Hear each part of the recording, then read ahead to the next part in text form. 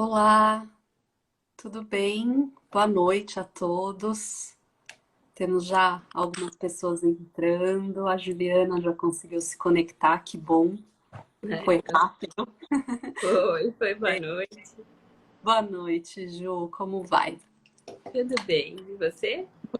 Tudo bem também. Obrigada por aceitar meu convite, né, de participar nessa live. Acho que é um assunto bastante interessante, né? Pensar um pouco sobre inclusão e pensar um pouco sobre a avaliação neuropsicológica e outros tipos de avaliação, né, para crianças com necessidades especiais de diversos tipos.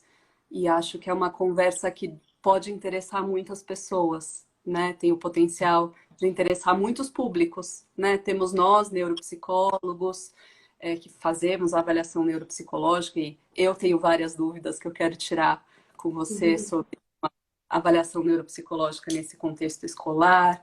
Tem os familiares, né, dessas crianças com necessidades especiais, Para os educadores, próprios educadores, com certeza. Então, acho que tem aí uma conversa muito gostosa para a gente fazer. Mas antes de sim. começar, aproveitando que as pessoas estão entrando ainda, né? Eu queria que você se apresentasse para a gente, contasse um pouquinho de você, quem você enfim, me fala um pouco, se apresenta aí para todo mundo, por favor. Lógico. Bom, boa noite, eu sou a Juliana, eu sou psicóloga, fiz a minha formação lá na PUC e lá, quando eu comecei, eu nem tinha ideia do que era neuropsicologia, isso surgiu no meio do caminho. Comecei um estágio no INCOR, como na área de recreação. E um dia encontrei no caminho uma pessoa que tinha começado o estágio em neuropsicologia lá no Instituto de Psiquiatria, no HC. E descendo para o estacionamento, a gente conversou, ela me contou um pouco. Eu falei, nossa, isso parece ser legal. Foi assim que começou a minha história com a neuropsicologia. Numa entrevista, porque nessa época não se falava tanto em neuropsicologia. Era uma eletiva dentro da faculdade. Então, algumas pessoas do meu curso, por exemplo, nem tiveram neuropsicologia. Era algo muito conhecido e que se tinha no imaginário uma ligação muito forte, muito mais com a psicologia hospitalar. Quando se falava em neuropsicologia, achava que estava em hospital, então já se ligava à psicologia hospitalar. E Uhum. eu sabia muito pouco também, quase nada. Mas aí participei de uma entrevista e caí no terceiro ano da faculdade na neuropsicologia, num estágio, que foi onde tudo começou, com a neuropsicologia. A partir daí eu fiz a minha formação de psicologia junto com a neuropsicologia no IPQ, 20 horas semanais, junto com a Patrícia, onde a gente se conheceu e começou também aí a nossa amizade. E lá eu fiz iniciação científica, fiz um mestrado e comecei a atuar na área clínica junto com essa parte acadêmica. Uhum. Surgiu uma demanda de... Como eu trabalhava muito com crianças e adolescentes, na clínica que eu trabalhava na época, surgiu a demanda de trabalhar com aprendizagem. E aí veio a psicopedagogia, que foi Uhum. uma segunda especialização, e que... Mas aí, até então, eu vinha seguindo todo um viés na área clínica, e em um determinado momento surgiu uma outra oportunidade de trabalhar com orientação educacional mais voltada às crianças que tinham alguma necessidade educacional especial. E aí, Uhum. como tinha essa interface muito próxima entre a clínica e a escola, eu achei que era uma oportunidade muito interessante, tanto para minha prática no consultório, quanto para a escola. Então, desde então, isso há 9 anos, eu faço essas duas atuações de uma maneira simultânea. Então, eu atuo tanto no contexto clínico, com crianças e adolescentes, principalmente, mas também atendo adultos, Uhum. e escolar. Legal, ótimo. Então,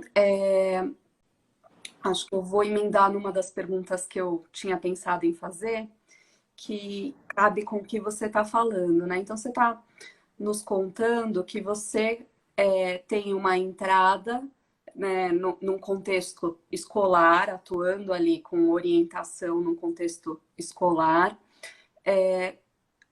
no papel de neuropsicóloga, né? E essa é uma questão que eu tenho, que eu acho super bacana, super interessante, mas eu queria que você contasse um pouco da tua impressão, né? Como é que agrega valor para uma orientação pedagógica de uma escola ter um neuropsicólogo na equipe, né? Porque é, não acho que é um pré-requisito, acho que tem muitas escolas que não têm, acho que não é uma necessidade.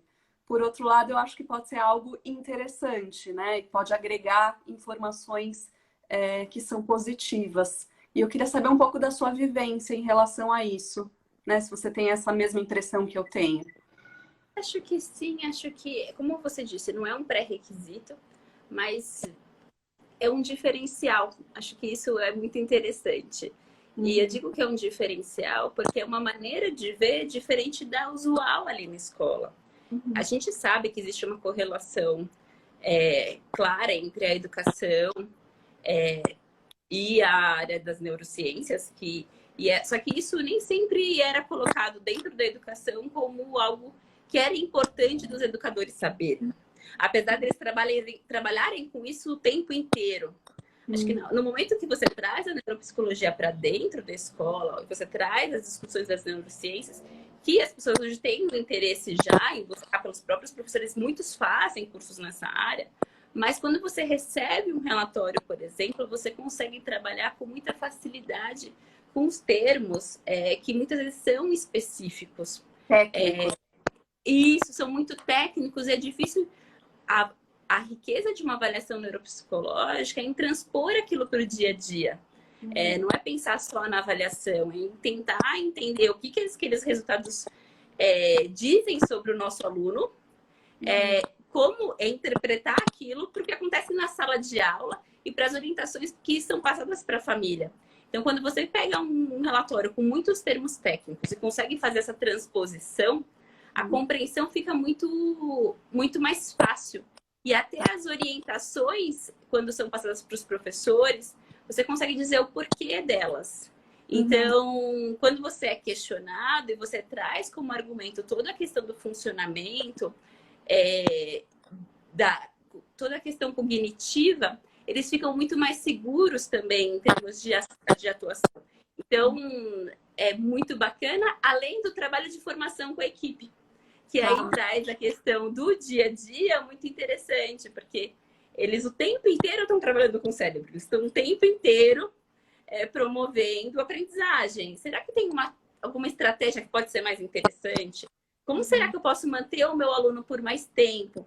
Então, trazer para o dia a dia, não só nos casos de inclusão, essa reflexão para a equipe, também acaba sendo um ganho quando você traz a neuropsicologia tão pertinho da escola. O que algumas escolas fazem, quando elas não têm na própria equipe esse profissional, é trazer para palestras. Ou mesmo quando tem, a própria Patrícia já teve com a gente, já foi convidada, já teve em outras escolas, conversando, porque... porque acho que a experiência é tão rica quando você junta esses dois profissionais e as discussões são tão interessantes que torna o processo todo mais fácil e se torna prático que é teórico, né? É muito gostoso para os dois lados. Porque quando a gente tem, na minha visão, né? Quando a gente tem uma criança com alguma necessidade especial, com alguma falha cognitiva, é muito evidente que esses problemas vão acontecer na escola, né? A escola ela promove um desafio cognitivo muito grande, né? E uma vez que essas dificuldades vão acontecer na escola, a gente tem ali 3 pilares, né, de atuação. Tem a própria escola, né, que vai estar trabalhando ferramentas com essa criança. Tem os pais que observam as dificuldades e muitas vezes fazem essa intermediação com a escola, né? O que eu observo em casa, o que você observa na escola. E tem os profissionais que trabalham com a criança, né? Então, são 3 linguagens que vão conversar ali para ajudar essa criança. E eu entendo que muitas vezes essa conversa gira entre essas 3 pessoas, né? Esses 3 pilares, entre os orientadores, a equipe, coordenação, professores, os profissionais que trabalham com a criança e a família, né? Então é uma oportunidade também, né, de trabalhar nesse sentido. Isso e se torna muito mais rica essa conversa, né? Você consegue argumentar. E quando você consegue... Acho que tem uma questão da família que é muito importante para qualquer trabalho. Na verdade, é a família que leva a criança para o profissional e a família que matricula a criança na escola, né? Então, quando o profissional e a escola estão alinhados, você consegue trazer segurança para a família. Que muitas vezes, quando chega um neuropsicólogo, não tem um diagnóstico. Ela está num processo de avaliação ainda. Que essa é uma outra questão que é importante. Então, quando você tem esse olhar dentro da escola, a gente consegue ter uma riqueza nos encaminhamentos. E aí, você trazer por que você está encaminhando. E quando você tem uma devolutiva com um profissional e a escola em conjunto, a família se sente muito amparada. Acho que é todo um trabalho que começa a fazer sentido no momento que é difícil, principalmente quando a gente encontra uma necessidade, por exemplo, de um encaminhamento médico, de um diagnóstico para se pensar em intervenções específicas. Não é um momento fácil. Às vezes gera um alívio, porque também tem aquela situação onde a família sabe que tem alguma coisa e nunca consegue saber exatamente o que é, e aí a avaliação neuropsicológica vem como norteador para fazer uma varredura bastante ampla, né? Mas muitas vezes é difícil, principalmente esse primeiro momento. Então, quanto mais a equipe tiver em parceria, instituição e profissional, mais seguros eles ficam. Bacana. E aí, então, vou emendar numa dúvida que eu imagino que algumas pessoas podem ter, que é quando que uma escola encaminha um aluno para uma avaliação neuropsicológica, né? Quais são algumas características, o que esses professores ou essa equipe pode estar observando, né, em sala de aula? Né, o que levaria uma escola a encaminhar esse aluno para uma avaliação neuropsicológica? Quando você tem uma suspeita de que o que você está observando, que destoa do grupo e do grupo que ele está, da faixa etária, dos pares, e que aquilo não, esse gap entre a turma, seja do ponto de vista comportamental ou do ponto de vista de aprendizagem, ele não está associado a alguma dificuldade, por exemplo, de estratégia de ensino ou de uma situação pontual que a família está vivenciando, que está interferindo nesse processo. Então, depois de um olhar ela apresenta questões que se mantêm por um período, seja uma inquietação muito grande, você tenta variar as estratégias de ensino e mesmo assim a criança não responde com relação ao que é esperado da aprendizagem. Quando você tenta atuar com relação ao comportamento, você orienta a criança, você orienta a família, e você não tem uma resposta com as intervenções que a escola oferece, a gente pensa, bom, a gente precisa de alguma ajuda. E aí vem a pergunta, para quem que vai ser pedida essa ajuda? Se tem uma questão, porque tem uma série de profissionais, né? Tem o fonoaudiólogo, o psicopedagogo. Então a gente sempre fica perguntando, mas qual é o profissional que vai? Quando que a gente opta por um encaminhamento para um neuropsicólogo? Quais são os critérios, né? Quais são os critérios? Acho que quando a gente precisa de uma avaliação mais ampla, quando nitidamente não está associado, não é uma dificuldade específica na matemática, uma dificuldade específica de linguagem, você tem aquela dificuldade, mas eventualmente você tem uma agitação, uma dispersão, uma dificuldade em lidar com frustração, talvez algum componente emocional que também parece estar intervindo, e você fala, bom, será que isso é uma dificuldade? Ou será que tem alguma outra coisa? Então precisa de uma avaliação mais fina e que talvez funcione quase como uma avaliação, não um diagnóstico diferencial, mas uma hipótese diagnóstico diferenciada. Aí sim é feito o encaminhamento para uma avaliação neuropsicológica. Ou então, um outro cenário é quando a gente acredita, também existe uma questão de que, como o neuropsicólogo faz uma avaliação mais ampla, quando a família tem um pouco mais de resistência ou está um pouco mais difícil de aceitar um encaminhamento psiquiátrico, por exemplo, a vantagem da avaliação neuropsicológica, ela também aponta, isso é sempre muito válido, né? Os pontos positivos, o que a criança tem de potencial, e isso ajuda acho que a escola já começar a fazer uma intervenção, porque ela já tem um norte de quais são os pontos que a gente pode aproveitar. E se for mesmo o caso de uma investigação médica, a fazer isso de uma maneira mais segura e com menos impacto. E embasada, né? Porque também aí não é Isso, só a opinião da escola, é a opinião, né? A isso. visão da escola e a visão do outro profissional que também verificou ali dificuldades, questões cognitivas que exigem, ou comportamentais também, né? Que exigem um encaminhamento para um outro profissional, né? Então, às vezes, E o tira a neuropsicólogo questão faz do você está age. querendo medicar a criança. A questão quando você encaminha para uma avaliação neuropsicológica, e nunca é o papel da escola medicar uma criança, não, eu quero saber como ela funciona. Além das. E quais são as estratégias que eu posso, enquanto instituição, utilizar que vão ajudá-la a aprender ou se comportar de uma maneira diferente. E também a gente tem aquela questão que eu acho que é muito delicada, né? De encaminhar para muitos profissionais. Então, você precisa de um psicólogo, de um fonoaudiólogo, de um psicopedagogo. A gente tem tantas queixas que você fica até constrangido de fazer um encaminhamento. E aí, a avaliação... Existe um investimento financeiro, investimento de tempo das pessoas, né? Você articular isso no dia a dia, frente a tantas atividades, a uma rotina de uma família, não é fácil. E eu falo, bom, eu tenho uma demanda em várias frentes. Eu preciso saber qual que eu tenho que hierarquizar nesse momento, o que é mais importante. E aí, essa é uma vantagem da avaliação neuropsicológica, ela me ajuda a entender aonde, e se tem alguma coisa que está associada a outras, eu posso otimizar esses acompanhamentos naquele momento. Uhum, claro. E aí, pensando numa avaliação neuropsicológica que tem essa função de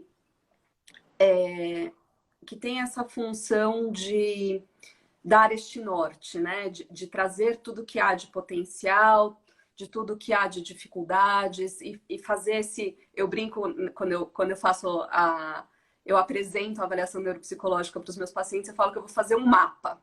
Então, eu quero nesse mapa saber tudo o que está funcionando bem, né? Todas as áreas que são áreas de bom funcionamento e quais são as áreas que não estão funcionando bem, que são áreas de sinalização, áreas em que a gente tem que tomar cuidado. Né? Então, quando a gente faz esse mapa desse paciente, isso vai trazer muitas informações para todo mundo. Pensando agora na questão da inclusão e nesse mapa, né, de áreas de potencialidades, de destaque e áreas de dificuldades. O que ajuda a escola a entender esse cenário de potencialidades e dificuldades de um paciente? Porque eu, quando fiz a minha formação em neuropsicologia, eu aprendi a fazer um relatório, um modelo de relatório, que é uma descrição ali de cada domínio, de cada função. E a gente é muito detalhista nos nossos relatórios e fala. E, enfim, a gente vai falando teste por teste, subteste por subteste. E o quanto que esta avaliação desse jeito que a gente é acostumado a fazer é algo que é útil para a escola. Né? Como é que a gente transforma o nosso relatório nesse potencial que ele tem e nisso que ele está sendo requerido, né? Eu preciso de uma informação que vai nortear a escola a como trabalhar com essa criança.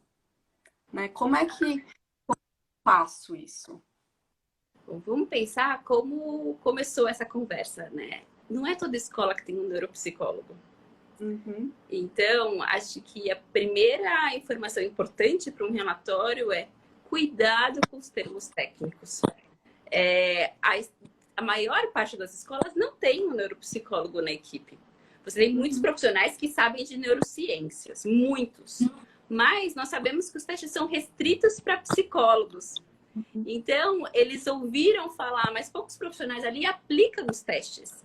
Então, por vezes, um relatório que traz uma descrição muito minuciosa do teste não é interessante para a escola, no sentido de que o que aconteceu, os resultados daquele teste e o paralelo com o dia a dia é o que eu vou conseguir aproveitar.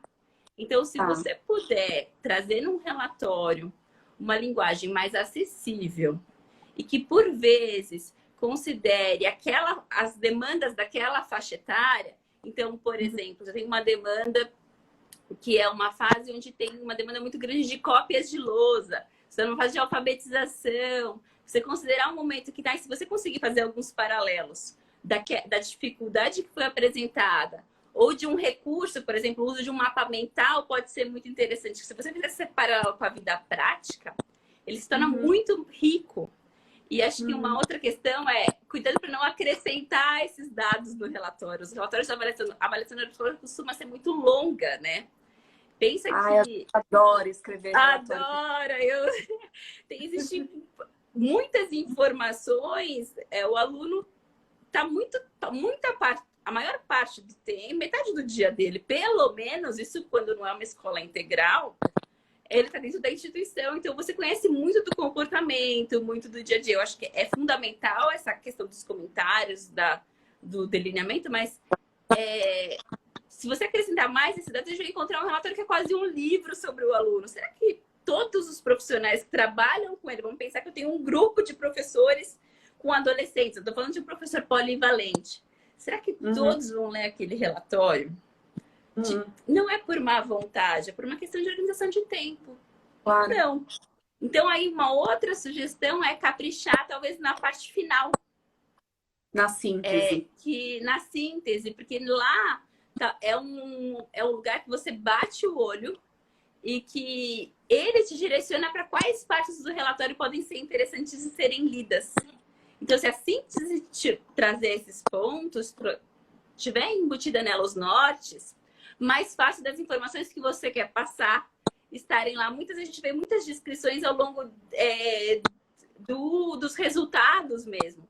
As tabelas são importantes, mas se elas ocuparem muito espaço no meio do texto, elas pouco são vistas. De repente, os dados estiverem compilados num único lugar e com uma pista visual, e dividido por habilidades, isso tudo vai facilitando a visualização. Os professores têm uma demanda muito grande.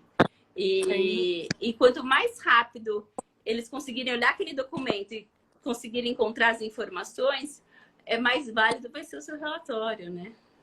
Mais útil, né? Mais aplicável. Sim, mais palpável. Não é uma questão de qualidade, assim, facilmente você sabe que é um bom relatório. Mas a pergunta, muitas vezes a gente olha e fala, bom, e aí? A professora é, poxa, que legal, mas Ju, o que isso quer dizer? Se a gente conseguir pular essa pergunta, aí a gente fica muito melhor, né? Então, a ideia é cada vez mais ter relatórios que descrevam as funções que não estão funcionando bem e como elas podem acontecer no dia a dia dessa criança, por exemplo, na sala de aula. Isso. E se tiver alguma orientação, sempre é muito bem-vinda. Mas aí uma outra questão que acho que é importante é um cuidado, que é aquela...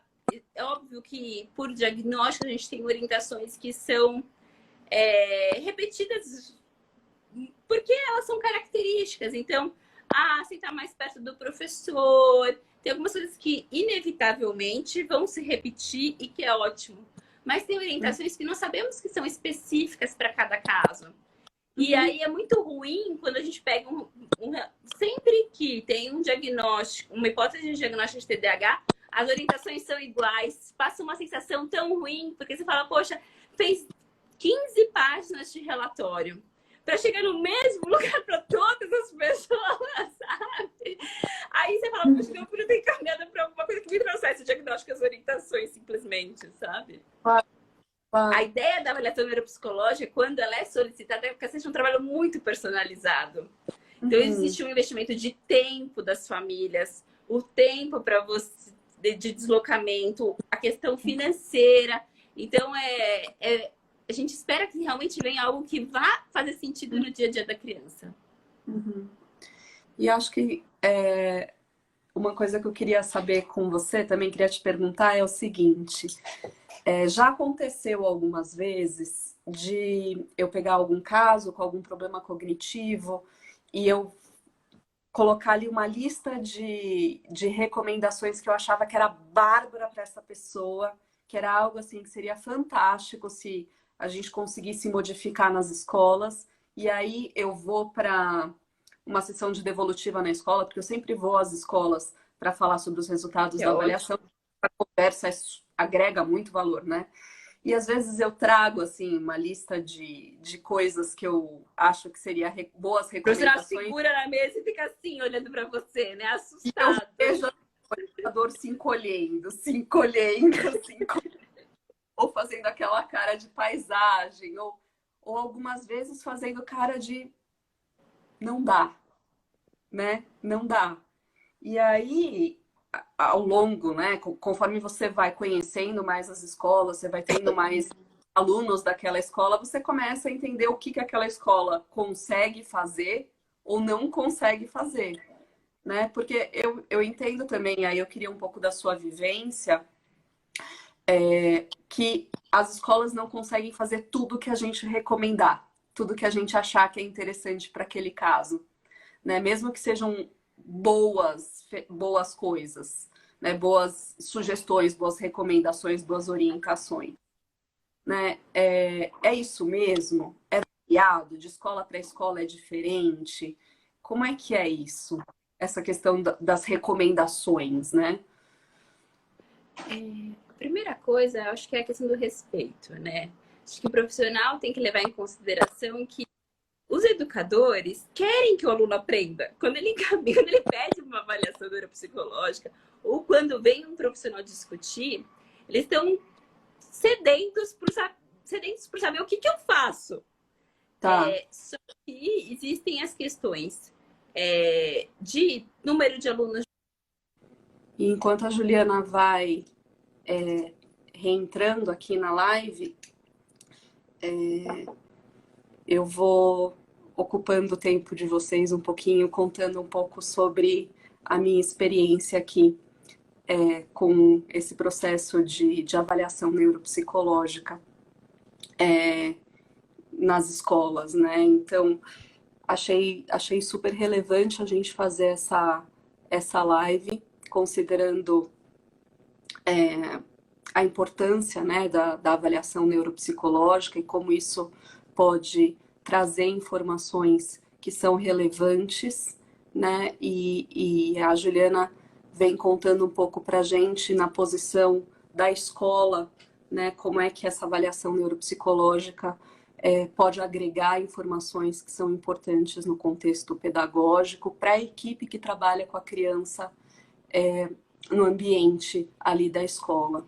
Mas eu queria contar um pouquinho também do outro lado da história, né? Talvez enquanto a gente espera a Juliana conseguir se reconectar, pensar um pouquinho em como esse contato é importante para o neuropsicólogo, né? Então, nós neuropsicólogos também fazemos essa avaliação neuropsicológica e algumas vezes são avaliações no sentido da identificação, no sentido de diagnóstico, de auxiliar o diagnóstico dos nossos pacientes, mas algumas vezes seguimos com os nossos pacientes para fazer a segunda etapa da avaliação neuropsicológica para aqueles pacientes que têm problemas cognitivos, que é a reabilitação neuropsicológica. Né? Então, muitas vezes, o nosso trabalho com esse paciente, com essa família, ele envolve esse processo um pouco mais prolongado, né? Que não são só as 6, 7 sessões com o paciente, mas que vão envolver essa segunda etapa da reabilitação. E nessa segunda etapa da reabilitação, essa conversa com a escola também é extremamente importante. Né? Então, eu, como neuropsicóloga, vou à escola e tenho essa conversa com a escola em dois grandes momentos, né? Na devolutiva da avaliação neuropsicológica, quando a proposta é ter essa conversa com a escola, trazer os pontos positivos, os pontos negativos, enfim, o resultado daquela avaliação neuropsicológica, os pontos fortes e os pontos fracos do paciente, e volto também mais para frente, durante a etapa da reabilitação neuropsicológica, porque essa conversa com a escola continua. né? Então, pensando que na escola vai acontecer todo o desafio cognitivo, todo não, né? Mas muito do desafio cognitivo do paciente, da criança, do aluno, a gente pensa que a reabilitação neuropsicológica, nós vamos trabalhar as funções cognitivas dos pacientes que não estão funcionando bem, e a escola vai continuar sendo uma fonte importantíssima de informação sobre como que vai acontecer esse desenvolvimento dessas funções cognitivas que a gente está trabalhando, né? Então, a ideia é que a gente vai... Opa, conseguimos aqui voltar com a Juliana. Então, a ideia é que no processo da reabilitação neuropsicológica, essa conversa com a escola vai nos ajudar a prover informações que são super importantes sobre como esse aluno está evoluindo, né? Eu emendei para falar um pouquinho, Ju, enquanto você estava se conectando, sobre... Desculpa, foi a internet que deu um problema aqui. Acontece. Eu me virei nos 30 aqui. Eu estava comentando sobre eu, como neuropsicóloga, como essa conversa com a escola, tanto no momento da avaliação psicológica quanto no momento da reabilitação neuropsicológica, são super importantes no meu trabalho, né? Não só no momento do diagnóstico, em que eu vou à escola e vou expor, né, todo o resultado da avaliação, vou ter a conversa com a escola e vou ajudar, né, porque eu entendo que é uma conversa com a escola, a construir ali quais são as modificações e quais são as sugestões de modificações no ambiente escolar para auxiliar esse aluno com base nas potencialidades e dificuldades cognitivas que ele tem, mas também na reabilitação neuropsicológica, em que a escola, então, passa como uma importante fonte de informação para o meu trabalho, né? Sim. E o meu trabalho na reabilitação psicológica, inclusive me dando informações se está funcionando, não está funcionando, se eu tenho que mudar os meus objetivos, né? Que outras coisas eu preciso fazer. Perfeito. E acho que nisso assim encaixa uma ideia, Paty, de que existe, não é, quando você falou sugestões, acho que essa é uma palavra tão importante, porque é muito delicado quando você recebe também aquele calhamaço de leis, de que você tem que fazer desse jeito, funciona assim. Existe dentro de uma instituição, acho que uma cultura, um hábito, um cuidado de como não expor a criança, qual que é o melhor jeito. Quando a gente pensa em sugestões, se cria a ideia de uma conversa, onde é possível testar algumas possibilidades, ver se realmente aquele é ou não o melhor caminho. Então, você começa a conhecer como que é o dia a dia. E o dia a dia de cada escola é muito diferente. De cada grupo, às vezes o que se aplica a um aluno não se aplica a outro. Aí você fala, bom, mas está na mesma instituição, mas será que... Como é que aquilo é recebido? Como que é a relação daquele aluno com o professor? Existem outros detalhes que dizem respeito a questões muito particulares. Uma coisa que eu acho que é muito legal também é quando essas sugestões são conversadas e colocadas no relatório posteriormente. Alguns profissionais também fazem isso. Eles vêm, a gente conversa sobre a devolutiva, sobre os resultados quantitativos, sobre o impacto no dia a dia, sobre esse outro olhar qualitativo que pode ser feito. São tiradas algumas dúvidas, o profissional traz, poxa, mas será que isso funcionaria? Como é que é aqui? Existem atividades extras? Existe um momento onde o aluno pode ter um olhar diferente? Como é que funciona? Acho que quando você tem essa conversa, as sugestões vêm depois, elas ficam tão pessoais. E aí, quando é feito o trabalho de reabilitação com o profissional e uma reavaliação posteriormente, é realmente um desenho de um trabalho feito em grupo. Parece que tudo está costuradinho, sabe? E as avaliações não é... será que o trabalho do profissional que está fazendo a reabilitação é bom? Será que essa parceria deu certo? Será que a gente está conseguindo dar para o aluno o que ele precisa? Fica muito gostoso de se trabalhar. Teve uma pergunta que foi feita aqui que eu não posso deixar de fazer porque você já sabe que é um assunto que eu adoro, que é o das altas habilidades da superdotação, Ah, sim. que fala assim sobre a importância do laudo para a inclusão do aluno com altas habilidades, né? Porque a gente teve uma tendência aí da nossa conversa até o momento da gente falar dos alunos com dificuldades cognitivas, com questões cognitivas, né? Mas quando a gente está falando das altas habilidades e da superdotação, a gente está falando de um aluno com destaque, né? Pelo menos em algumas áreas, Mas que né? também tem necessidades específicas Pois para é. ter um bom ajustamento, para ter um melhor aproveitamento daquele contexto. E a avaliação neuropsicológica também traz as questões comportamentais, né? Então, ela ajuda daí a se pensar nas estratégias, tanto com relação à aprendizagem, quanto com relação a, ao melhor ajuste na turma, na série, no grupo, e como mantê-lo estimulado. Acho que ela dá uma série de pistas para a nossa atuação e para a reflexão de qual que é o melhor caminho. No caso da superdotação, tem decisões importantes a serem tomadas, né? Acho que se é o caso de uma progressão, se não, se é melhor que a gente segure na mesma série, por quê? Como não... Quando, né? Até quando? Manter na mesma série, mas manter na mesma série até conseguir alcançar algum certo critério, né? Isso. E qual vai ser o suporte que vai ser dado? Se tem algum lugar onde precisa um investimento maior, se tem alguma habilidade, apesar dele ter uma superdotação, se tem alguma habilidade cognitiva que não está tão bem desenvolvida e que merece um investimento para daí a gente pensar no outro trabalho. Acho que ela é muito bom saber e ter uma avaliação neuropsicológica, às vezes é até mais útil no meu dia a dia do que saber que ele tem uma superdotação. Porque Ah, aí ela me dá todas as pistas de atuação, né? uhum. E aí também cabe, né, sugestões. Por que não? Né? Porque Muitas só pode sugestões. fazer sugestões para quem tem dificuldade.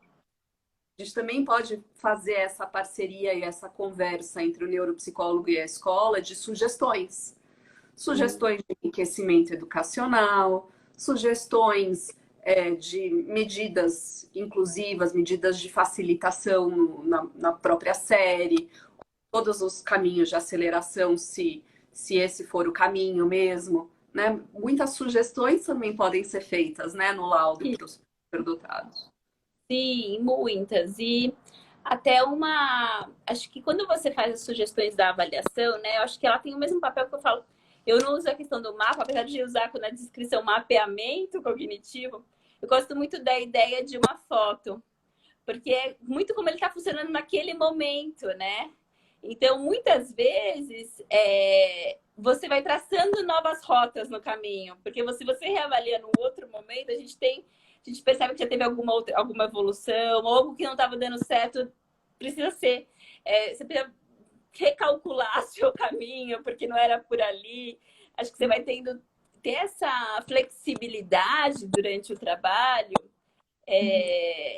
não enrijece, não torna aquilo quase como uma obrigação, né? Bom, então eu tô com um profissional, a escola me ofereceu as ferramentas e acatou as sugestões que foram feitas e ele tá tendo dificuldades. Isso fica tão penoso para a criança, porque é quase, bom, agora você tem que conseguir. E não é assim, né?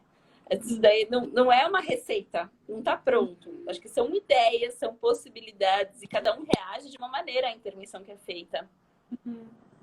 É, tem algumas questões que estão sendo feitas em relação ao quanto detalhado tem que ser o laudo. Eu Esse acho é que, tão delicado, né? mas eu acho que a questão não é, pelo que eu entendi, me corrija se eu estiver errada, mas pelo que eu entendi que você falou, a questão não é que o laudo não tem que ser detalhado. A questão é que a linguagem desse Tem que laudo ser acessível. é acessível, né? Ela não Você tem tem que que ser passar. técnica. Ele tem que conter todas as informações. Inclusive, é muito importante que não se dê ênfase só às dificuldades, que se passe realmente a todos os resultados, o que estava dentro da média, onde ele teve facilidade, tudo isso é um dado relevante, mas que se faça isso de uma maneira... Se você descreveu um teste, ele não é um instrumento familiar para a maior parte dos educadores. Não é porque dentro da psicologia o VISC é uma ferramenta extremamente abordada, que essa é uma referência. Eu até acho, foi muito curiosa essa entrada no ambiente escolar, porque as minhas referências teóricas não eram as referências dentro da área educacional. E demorou um tempo para eu perceber isso. Às vezes eu usava pessoas que para mim eram aquela pessoa. E aí a pessoa, quem é essa pessoa? Assim, são outras referências. Claro. Que é óbvio que a gente abre e a partir daí surge muita curiosidade, muito interesse, mas a ideia é algumas terminologias técnicas não fazem sentido ou são interpretadas de uma outra maneira no contexto educacional. Então, quanto mais prático e acessível for a linguagem, mais fácil de você conseguir fazer aquilo ser transportado para o dia a dia escolar. Sim, sim, eu acho que e tem que ter essa preocupação com o paralelo, né? O que quer dizer um mau desempenho no teste dígitos do VISC? Perfeito. Ou então, Quer ver uma... Isso. Por que é tão complicado do ponto... Por que você fala, ele tem mais dificuldade de controle inibitório? Bom, isso implica no que no processo de aprendizagem? Isso implica no que nas questões sociais? Ou, eventualmente, às vezes é preciso usar uma linguagem, e aí é muito interessante que você fala. Ou seja, então você explica por que você está usando aquele termo. Uhum. Isso está um pouco mais comum nos relatórios. Então, você fala de memória de trabalho e você diz o que é memória de trabalho. Só que pensem que é muito fácil, entre aspas, fazer essa transposição na cabeça do profissional. Então, você fala, é óbvio, ele está tendo dificuldade por causa dessa habilidade. Mas essa transposição não é tão óbvia assim. Então, se você puder deixar isso claro, para mim é riquíssimo. Uhum, entendo. Legal. Quando você caiu, a gente estava falando sobre as sugestões, né? O quanto das sugestões uma escola pode seguir e o quanto que isso pode ou não variar de uma escola para outra, né? E aí algo que eu acho que é perfeito, que é uma parceria e a escola quer ajudar o aluno, né? Quer, mas existe uma questão da cultura daquela escola, né? E aí, acho que dos referenciais dela também é muito interessante você saber, né? Se você diz que a criança estuda em uma determinada escola, de repente você pesquisar o que quer dizer, ou então perguntar para a família como é que isso funciona, como que é o dia a dia dela. Acho que na nossa entrevista, trazer um pouco disso para poder até pensar nas sugestões. Bom, será que isso se aplica? Será que cabe? Quantos alunos tem nessa turma? Será que eles trabalham enfileirados ou eles trabalham muitas vezes em grupo? Entender será que tem muitas tarefas? Será que as tarefas são feitas na maior parte dentro da escola? Será que tem algum apoio que a própria escola oferece? Então, entender esses nuances vai te ajudar até a entender a maneira como ele foi estimulado, né? Será que ele realmente foi feito várias tentativas e que isso permanece? Ou não? Não foi eventualmente foi um encaminhamento frente a uma dificuldade que pode ser momentânea e que foi algo muito pontual. Uhum. Nossa, surgiu uma pergunta que eu acho que é super atual, super boa. A gente está no momento que as escolas estão todas remotas, né? Tá tudo à distância, tá tudo completamente diferente. E aí a pergunta foi: como é que a escola pode seguir ou aplicar as sugestões em época de aulas remotas? Porque é muito diferente, por exemplo, no caso de uma criança com TDAH. Eu faço recomendações como sentar na frente, ficar longe da janela, não sentar perto de alunos que sejam muito bagunceiros, né? Tem algumas recomendações que eu penso assim, de bate-pronto na cabeça. Mas como é que a gente aplica recomendações ou como é que a escola pode ajudar com as recomendações no ensino remoto, onde está tudo tão diferente, tudo tão bagunçado? Bom, aqui a gente tem, acho que é ao quadrado a orientação de saiba como é que a escola está funcionando, né? Porque você tem um cenário tão diverso, mas eu fico pensando, vamos pensar na questão de aulas que trabalham por Meets, com encontros como esse que nós estamos tendo aqui. Acho que cabe ao profissional pensar, e aí a escola tenta aplicar, será que ele consegue ficar o tempo inteiro com o vídeo gravado? Será que ele precisa ficar com a câmera desligada em alguns momentos? Ou será que ele vai estar 50 minutos seguidos? Ou será que ele vai... Quer ver uma orientação que a gente recebeu recentemente de uma avaliação há pouco tempo, que eu achei muito interessante, que era, olha, a criança não consegue segurar a atenção por tanto tempo. Será que ela pode, a cada 15 minutos, desligar, porque ela vai beber uma água e retornar? Uma orientação totalmente plausível e de acordo com a nossa demanda. Será que na avaliação é possível estender o tempo dela? Então, são coisas que a gente consegue aplicar, mas você precisa saber exatamente, porque aí, de novo, você tem que saber muito como a escola está funcionando, né? Porque senão você faz uma série de orientações que não cabem, que é impossível. Crianças que estão de forma dupla, porque ainda mesmo nesse modelo, por vezes a gente tem a necessidade de um trabalho que tem a troca. Aí vem a criança não tem dificuldade. Bom, aí a gente pensa, bom, será que o professor pode, então, direcionar essa formação de duplas? Então, cabem sim orientações, desde que você sabe o que significa o ensino. E esse daqui a pouco a gente tem um ensino híbrido, desde que o profissional esteja muito alinhado ao que está acontecendo na instituição da criança ou do adolescente em questão. Mas é muito, muito complexa essa pergunta mesmo e totalmente atual. Super atual também. Eu acho que está todo mundo tendo que se virar, né? E desmistifica aquelas orientações padrões, né, Paty? De que não cabe. Se você replicar a orientação padrão, não vai fazer o menor sentido hoje em dia. Pois é, não funciona, né? E aí a avaliação neuropsicológica fica ainda mais importante, né? Porque eu preciso entender como aquele aluno funciona para que eu possa imaginar qual é a implicação do ensino remoto para aquela criança. E aí fazer sugestões com base nesses critérios que são super específicos e para essa situação atual, que não vai valer para quando voltar às aulas para o modelo antigo. Né? Então, e vai ter que ser reciclada, né? São orientações que você tem que repensar posteriormente. Acho que é um desafio. E eu tenho acompanhado com os meus pacientes de reabilitação que têm transtorno de déficit de atenção e hiperatividade, e eu acho muito interessante, porque eu tenho alguns que estão sofrendo muito com o ensino remoto, né? Não conseguem ficar conectados.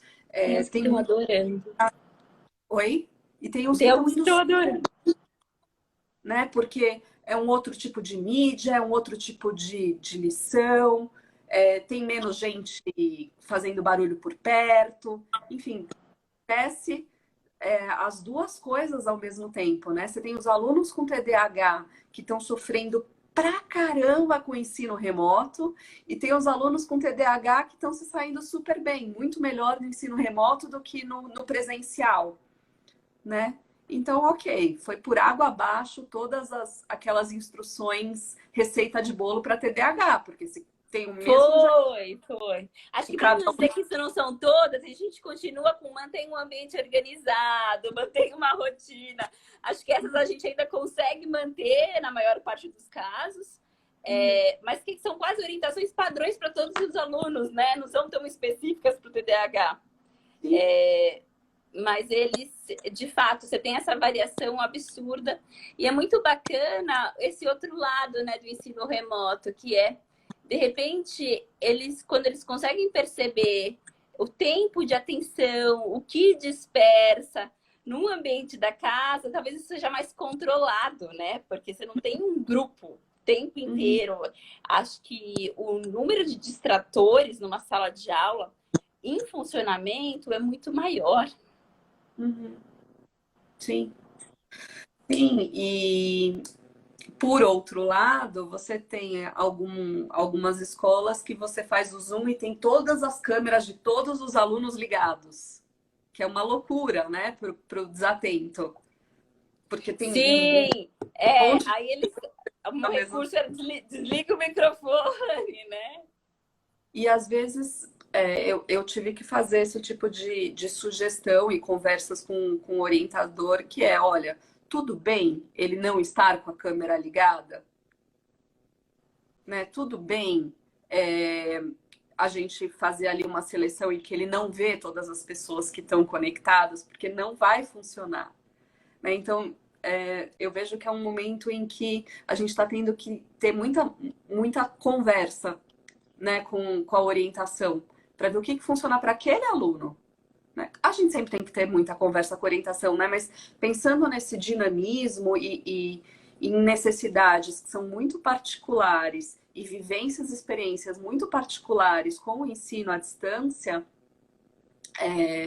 eu tenho visto que essa proximidade com a orientação para esses casos de alunos com necessidades especiais tem sido ainda mais importante.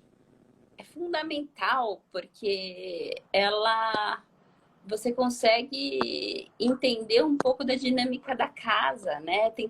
Mas pense em quantas casas, quantas famílias envolvidas nesse processo. Você passa a cuidar de um ambiente muito maior do que uma única sala. Uhum, Você tem um número de variáveis que pode interferir muito uhum, grande. uhum, E, por outro lado, uma dificuldade você não consegue encostar na criança. Algumas orientações não fazem sentido. uhum. Então, você consegue, se você tem esse olhar até do profissional, você faz as adequações para o professor muito mais embasadas, né? Não fica. Você tem uma chance menor de ter enganos. Uhum. Legal. A gente já está chegando no final da nossa live, mas eu queria te fazer uma última pergunta, que eu acho que talvez a gente possa arrematar o assunto, né? Porque a gente falou da avaliação neuropsicológica no ponto de vista do neuropsicólogo, o que é importante, o que é importante numa avaliação, essa conversa com a escola. A gente falou o que é importante para a escola, nos laudos, né? Nos relatórios da avaliação neuropsicológica.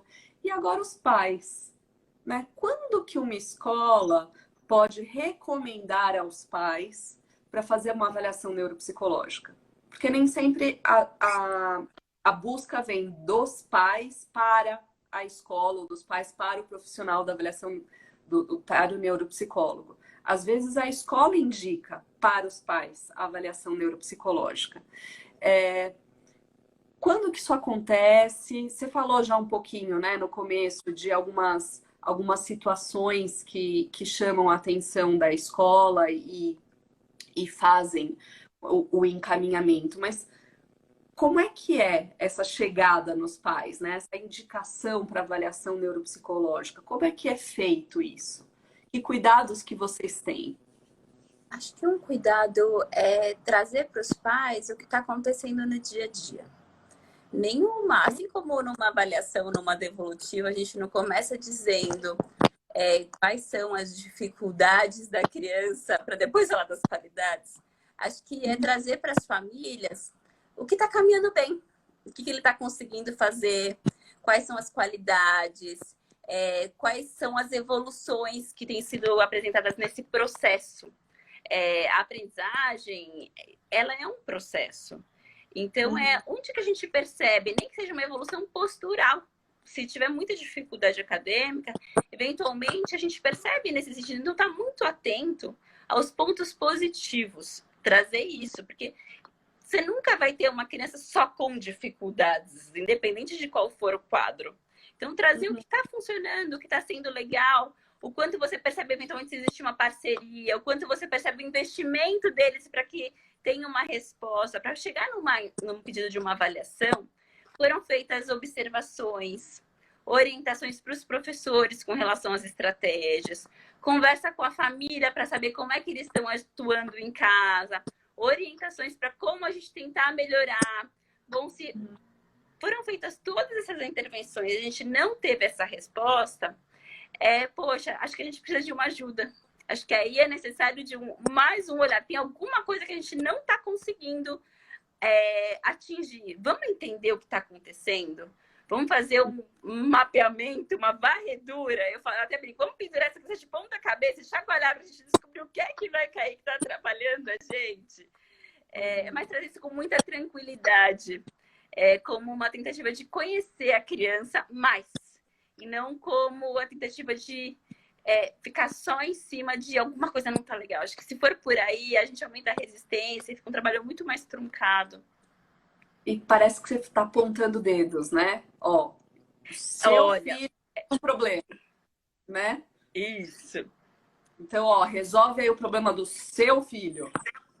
É muito importante trazer o que a gente tentou fazer. Falar, olha, tá percebendo isso? A gente tentou desse jeito, tentou desse, não tá indo. Já tirou, você vai tirando todas as cartas da manga, né? E aí quando você percebe, bom, tá faltando carta, então eu não sei mais como caminhar a partir daqui, daí você fala, bom, então vamos pensar. E não ter pressa, né? Considerar que cada família tem seu tempo. Talvez essa conversa aconteça uma, duas, três, quantas vezes for necessário. E não é uma questão de uma resistência à escola. É um tempo deles também perceberem que isso não cabia à escola ou a profissional julgar. Cada um tem o seu tempo, isso tem que ser respeitado. Ótimo, maravilha. Acho que é o momento perfeito para a gente fechar a nossa conversa. A gente está no último minuto. Então eu Sim, fiquem queria. muito à vontade. Se surgirem novas dúvidas, podem procurar a Patrícia. Acho que esse é o começo de uma conversa. Vai ser uma delícia continuar conversando sobre isso. Estamos aí com o canal aberto para essa conversa. E eu queria agradecer, Juliana, de novo, por você ter aceitado o convite, por ter feito essa live deliciosa, essa conversa deliciosa comigo. É sempre muito gostoso fazer essas trocas com você. Foi muito bom. Espero que você tenha gostado também. E nos vemos mais vezes, espero. E que tenhamos Mais outras vezes. oportunidades. Sim, Muito bem. obrigada, Patrícia, pelo convite. E foi ótimo. Dentro desse novo modelo, né? Tá ótimo. Tá Tchau, bom, tchau. tchau, tchau. Tchau, Boa beijo. noite. Obrigada Boa também a noite. todo mundo que nos acompanhou até essa hora. Até a próxima. Boa noite, gente.